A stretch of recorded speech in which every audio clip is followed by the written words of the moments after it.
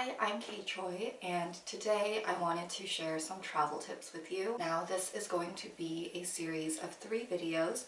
This one will be about staying on a budget, the second one will be for planning and organization, and the third one will be about staying safe and healthy while traveling. I'm going to share 10 tips on each topic, but before I get into this video's topic, I wanted to give some quick context. So I'm currently a grad student in London, and I just spent my spring break / Easter holiday traveling around 7 cities in Europe, and I also 5 years ago traveled to 8 cities in Europe while I was studying abroad in the UK. So over those trips I've gained a little bit of travel wisdom, obviously more geared toward Europe. I'm going to be leaving as many links as possible in the description box regarding what I will talk about, so please check that. Now onto my tips for staying on a budget while traveling. My first tip is to travel in a group. Now this is especially useful when booking accommodation. When I studied abroad 5 years ago during Easter holiday, I traveled in a group of 8 people. I know that's a lot, but we were really lucky that we got along. In some of the places we were able to book entire 8-bunk hostel rooms. That way it was really cheap and we felt secure because we didn't have strangers in our room. But even, booking Airbnbs,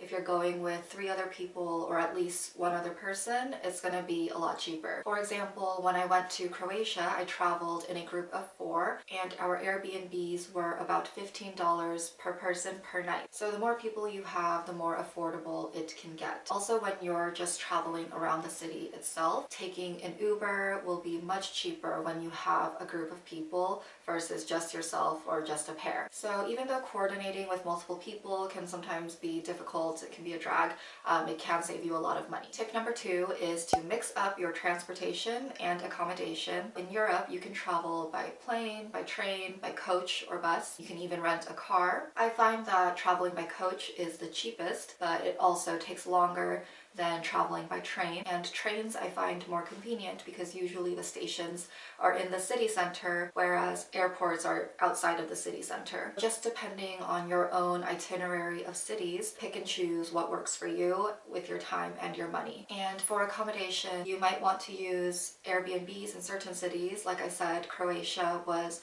really affordable for Airbnbs, but you might want to use hostels or hotels in other cities. For example, when I went to Berlin, I booked a hostel because all of the Airbnbs were much more expensive. You can even check out couch surfing. I've never personally done it, but it's a good way to save money and get to know locals. If you are booking a hostel, I recommend using Hostel World and Hostel Bookers to look at the ratings and reviews, but when you actually book, I think you should go onto the hostel's website itself and book through them directly, because usually on Hostel World and Hostel Bookers, they'll add like an additional 10% to the rate for them to keep. Now, if you're mixing up your transportation, chances are that you are going to take a budget airline at some point, like Ryanair or EasyJet. So my third tip is to avoid paying extra fees on those budget airlines. One way to avoid this is to get to the airport early, not just on time, but early, because budget airlines have very strict check-in and boarding policies. I once took a Ryanair flight and I was 2 minutes late, literally 2 minutes late to check in my bag,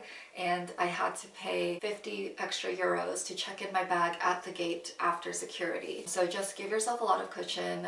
You never know what's going to happen with your transportation on the way to the airport. Just get there early if you're taking a budget airline. And a few notes on EasyJet and Ryanair specifically. For EasyJet, you really need to make sure you print your boarding pass before you get to the airport. Otherwise, you'll get charged with a printing fee. I think Ryanair, you need to print it beforehand as well. Also for EasyJet, they only allow 1 carry-on item and no personal item. Usually you get to bring a carry-on and a backpack or laptop on most flights, but EasyJet is not like that. So if you are going to need extra luggage, I recommend purchasing your checked luggage beforehand online. If you do it online, it's like 20 to 30 euros, but if you do it at the airport, it's probably 50 or something like that. So if you know that you're gonna need an extra bag beyond the one carry-on item that's allowed on EasyJet, buy your checked luggage before. Luckily for Ryanair, they allow a carry-on and a personal item,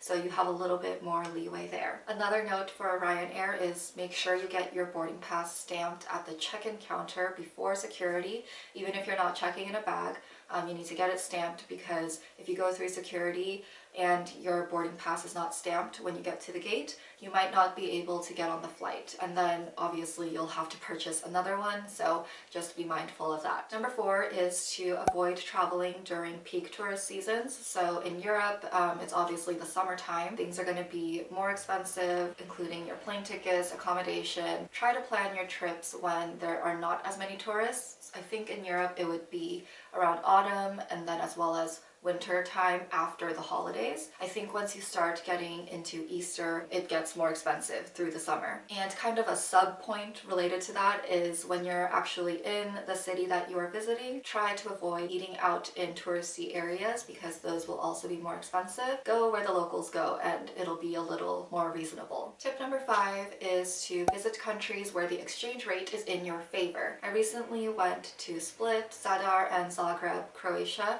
and I also went to Prague, and all of those cities were quite affordable for me in comparison to cities like Amsterdam or Berlin. I know this all depends on your home country, but just when you're doing research on where to go, see what the cost of living there is. I think a good way to gauge is just seeing how much accommodation is. Like I said, in Croatia, the Airbnbs were quite affordable, and so was the cost of living. So those usually go hand in hand. Number 6 is to get a no foreign transactions credit card.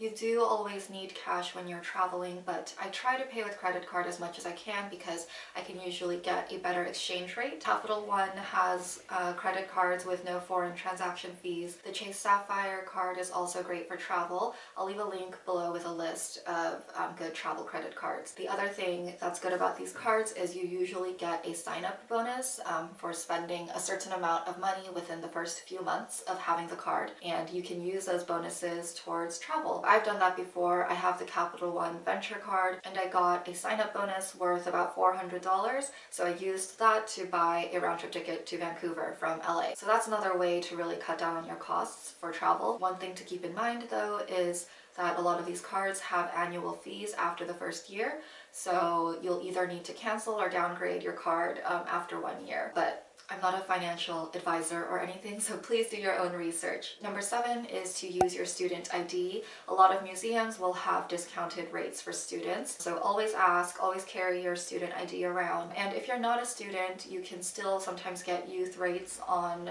certain transportation, like Eurostar I know has a 25 and under rate that's a little bit cheaper than 26 and older. So use your student status and your age to your advantage to get discounts whenever you can. My 8th tip is to ask for tap water in restaurants. A lot of restaurants in Europe, the waiters will ask if you want still or sparkling water, but that means it usually comes in a nice glass bottle and it costs a few euros. So make sure you specify that you want tap water if you don't want to pay for that. Alternatively, you can get wine or beer, because in a lot of European cities, wine and beer is cheaper than the water. Number 9 is buy groceries and snacks. Unless you're staying somewhere for like a week, it's going to be hard to cook dinners or lunches, but I recommend at least getting some bread, jam, toast. Also, bread and toast would be like the same thing. Bread, jam, yogurt, some kind of like simple breakfast stuff to save you time and money in the mornings. I also really love having picnics when I'm in Europe, so going to a bakery, getting some baguettes, the shop to get some fruit and cheese and wine. Another great way to save money, and you can enjoy the outdoors as well. Also, I would stock up on snacks before going on your plane and train journeys, because they will be a lot more expensive on the plane. Like budget airlines like Ryanair and EasyJet don't have complimentary snacks, so they charge a lot of money for their crisps and whatnot. So just stock up on those before you go. And my 10th and final tip for staying on a budget while traveling is to walk whenever possible. If you watch my Europe vlogs with Joan, you'll see that we walked a lot, and that not only allowed us to save money on transportation, but it also let us discover things that we wouldn't have seen if we had just been going from point to point by the metro. I love exploring cities by foot, so if you are able and it's safe, just walk. So there are my 10 tips for staying on a budget while traveling. I hope you found this helpful. If you have any questions related to this topic or any other general travel related questions, please ask them in the comments below and I'll try to address them in the next 2 videos or in a future one. Be sure to check the description box for links to any of the websites or airlines that I've talked about in this video. That's it for this one. Thank you so much for watching and I'll see you in the next one. Bye!